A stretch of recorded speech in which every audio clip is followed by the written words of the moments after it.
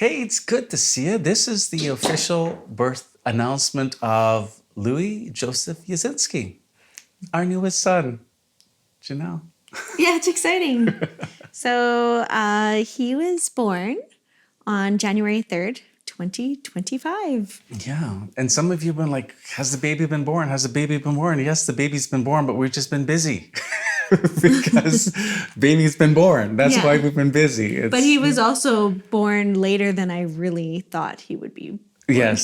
So today we're going to walk you through the birth experience of the whole thing. If that's the kind of video you're interested in, keep on watching. If not, you can just click stop here because we're just going to share personally. So going back to before he was born, Janelle, we had a little bit of a waiting game. Yes. Okay. So basically, from December 18th onward, I thought that this baby would be coming. All of our babies, so this is baby number 8, every single one of them has arrived before their due date. I had never reached beyond 39 weeks and 1 day. And so my earliest baby came, that was our son Jacob. He came at 37, just after 37 weeks. So basically, I anticipate babies, like when we're pregnant, a baby's arrival from the 37-week point onward. And prior to that week, I remember feeling, actually at 36 weeks, I remember thinking, oh my goodness, is this baby coming? I thought I was having some contractions. And so I was getting kind of a little bit nervous. We were planning for a home birth, and I knew that before 37 weeks, you can't have a home birth. So I was like, oh my goodness, okay, I got to know where to go for the hospital and everything. And no baby came, and then we continued on 37 weeks, started getting ready for Christmas. Christmas came, Christmas went, started getting ready for New Year's. New Year's came, New Year's went, still no baby. And every single night I would go to bed thinking, is this baby going to come? Because usually these labors start in the middle of the night. And I would actually, it was funny because I would often tell people this was the best pregnancy. And I'm 43 years old, and it was kind of, I thought, oh, like when we first conceived, I thought, oh my goodness, this is probably going to be really hard. People always say it's harder when you get older. And I was really pleasantly surprised at how amazing I felt throughout the entire pregnancy. And then the last month and a half came, and I was like, oh my goodness, I can like barely walk up the stairs. I'm so winded. Yeah. I have to like sit down prepping food at the island. I feel faint. My iron levels were low, so I've been on iron, and it was just like getting really challenging. And also, one thing that I was really blessed with was like I didn't have any anxiety, because I felt like the other pregnancies I often felt very anxious. Especially as we approached the delivery of the baby, just thinking, oh, okay, I gotta like go through this again. And but this time I really had none of that. But as we approached like Christmas and everything, it was just like my heart just started getting filled with a lot of, not worry, but it was just that anxiety that I thought I didn't have, it had come back. And I was having a hard time sleeping, and I was worrying a lot, thinking of all the worst case scenarios. And I remember there was even like one morning I woke up and I was like dry heaving in the sink. I just was just so consumed with like, I don't know if it was fear or what it was. So anyhow, so I was really feeling anxious about everything. And especially just, people wondering, oh, is the baby come? Because honestly, I thought I'd be like going to church with a baby in a bucket seat, and here we are still pregnant. But you know what? It's funny because I really have nothing to complain about. And I was telling Ken all the time, I'm like, I feel like I have the best support. Everything is in place. There's absolutely no reason for me to be anxious about things. But I think it's part of like my personality. I'm kind of like to have everything orderly, organized. I know when things are happening, how they're going to happen. There's no surprises. But with a baby, you really can't plan that. Like, especially if you're not having a scheduled C-section, right. Which I wasn't. And so anyhow, because I was over 40, the midwives had just suggested if I wanted to, I could go and get an ultrasound done, just because they say sometimes for older women, this is a geriatric pregnancy, that sometimes they just want to monitor the placenta just to make sure that the baby is, getting the proper nutrition and everything. So on New Year's Eve, I went for an ultrasound. And when I was there, the ultrasound tech just, kindly told me, she's like, oh, the baby's measuring 7th percentile. And for me, like, my babies are always small. She said it was approximately 6 pounds and 4 ounces. And so I was like, oh yeah, like I've had 5, like in the 5-pound babies and up to just under 7 pounds. Like all my babies have been small. So I didn't think anything of that. And then when I went to go see the midwife and I told her, I said, oh, the lady said that the baby's measuring 7th percentile, she looked at me, she's like, oh, Janelle, you know what? We won't be able to do a home birth because if the baby's measuring 7th percentile, then you don't qualify for home birth and for a home birth. And so now you'll have to have the baby at the hospital. And we were all set up. The pool was blowing up. It's a blow-up pool because Janelle would have a water burst typically. And we were ready and we had all the things. And this was all of a sudden change up. And the kids thinking, hey. Yeah, right. Not that the kids are there during the birth, just to be clear. No, it's very... private. Yeah. But, everyone was anticipating this. And then, so then I think my midwife was worried that I would be really disappointed. But you know what? There was something within me that was, I don't want to say almost relieved, but I think part of my worry was, oh my, are the midwives going to get here in time? Is everything going to fall into place?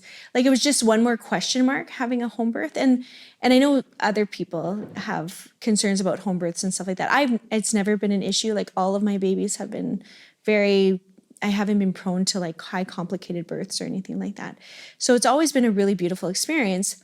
But for some reason this time I was feeling a little anxious. So when this kind of happened, I remember feeling like, okay, is this God's little gift of mercy to me because he knew I was just so anxious about everything. So then I knew that we would be going into the hospital. And that was on Tuesday. And the midwife had to send a referral to obstetrics because baby's measuring small.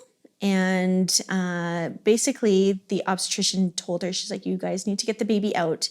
And if the baby's not out by Friday or Saturday, then we will be doing an induction. And I've never had an induction. I've never had any kind of medical interventions for any of my deliveries. They've all been natural births. And actually, like when you go to the hospital, you could still have a water birth and be still under the care of the midwife. So as the days went on, I still didn't go into labor. We did a couple things to try to like encourage labor, but it still didn't happen. And then it was Friday morning and I knew that, okay, induction could happen like the next day. And so the midwife was like, well, do you want to take some castor oil? And I had done this one time before and it had really started labor. And so I did. I took some castor oil and the castor oil seemed to do the trick. And I started having some contractions before lunch on that Friday. And I just was like, let's go to the hospital. I just felt like more relieved once I was there because the last delivery was only 3 hours. So I was like, oh my, okay, is this going to progress really quickly? And they were consistent contractions. When I got there, I think it was only like 3 or 4 centimeters dilated, which, still got some work to do. Still have some work to do. And they definitely weren't difficult contractions yet. And then we went for a little walk and came back. And then I think it was almost like 5:30. And the midwife said, do you want me to break your waters? Because then it would probably progress the delivery quite quickly. And I was like, sure, I was just ready to get this baby out. And everything was fine. Like baby was like happy, like heart rate was good. I was doing good. And so she did. And it was literally like within an hour and he was here. Mm-hmm. Yeah. Hooray. So it's probably 5 hours at the hospital. I think it was something like that. Well, I think by the time we got there, it was like 1 or 2 in the afternoon. Right. And baby was born at 6:32 or something. Yeah. Yeah. And I'm just so glad he's here. So that was on the Feast of the Holy Name of Jesus on January 3rd. And Yeah, it's just so wonderful to now have him in our arms and not in my uterus. We're all grateful for that. Yeah, yeah. So So, I left the hospital about 9 o'clock that evening. You were there by yourself. yeah. Okay, I had to come back before the kids were here at the house. And in the morning, I went to pick up Janelle at 11. 10. 10? And we left. Yeah. We really weren't there very long. No. And we came back here, Janelle rested up, and then we had the great blessing of my mom coming to assist initially. Yeah. But coming home, the kids know baby's been born and they're anticipating this. And just coming home, I was really blessed to see their excitement. They were all like, they wanted to see baby. They wanted to hold baby. They missed Janelle as well. But there's nothing that really prepares you for that experience also, not only of your child being born, but the joy of your children when they see the newest member of the family in the world outside the uterus. And that's a really special experience. And as our children have gotten older, they've grown in maturity. Their appreciation has matured. And that's what I think has been so beautiful to see, especially with our older ones. They just want to hold him. They want to kiss him. They love him. And that's what we want for our family. We want each other to love each other. And it's just so beautiful to see this naturally blooming in our family. So, when Janelle has a baby, she went to bed, and rested up, and we still didn't have a name. Oh, yeah. It's funny, the last couple of babies, it's taken us a while to pick a name. Maybe it's because they've both been boys. Yeah. Girls' names just come easily for some reason. Boys' names, I don't know what it was. Like we were going to, the name Genevieve, isn't that beautiful? Or Veronica, that was another name on our list. But clearly we had a son. And so... it was a shorter list. It was a shorter list. And we kind of thought of some different names. I really like French names. But anyhow, we kind of stumbled upon Louie, which has been on our list for many years. But, and why did we pick that name? Well, there's a number of saints. I think first you mentioned it, brought it to my attention, and we started discussing there's many saints within the tradition of our church that hold that name, not just one. And you like the French sound of it as well. And it's a beautiful name, we thought so. Yeah. Nothing more deep than that. Yeah. And so here we are. My parents have come to assist, which has been a tremendous blessing because Janelle is busy. And if you don't remember or you're unaware of the amount of attention a little baby needs right after they're born, can you just explain what you do with your day? What in the world do you do with your day, Well, Janelle? I feel so right now we're trying to be on a schedule where I nurse him every 2 hours. So basically, in the beginning, it takes a long time to nurse a baby, so especially him. And so it can take up to 45 minutes. So then if you start, let's say, nursing at 8 o'clock, that takes till 8:45, and then you have to do it again at 10 o'clock. So you really only have a window of an hour and 15 minutes to do other things or take a little rest or whatever. And in the beginning, I was doing that all through the night. And now we can let him have a little bit of longer stretches because he's putting on weight and stuff. But so it was exhausting. It's exhausting. And so even during the night, if you're feeding that often, when you're off an hour and a half, you got to sleep.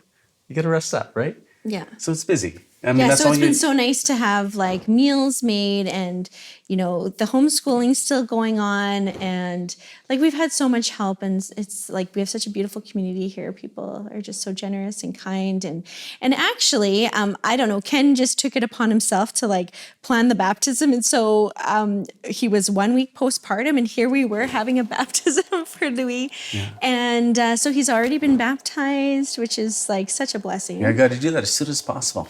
Yeah. And so I just called up my brother, Father Dan, and who is also our pastor, and we got it booked. Yeah, so that was wonderful.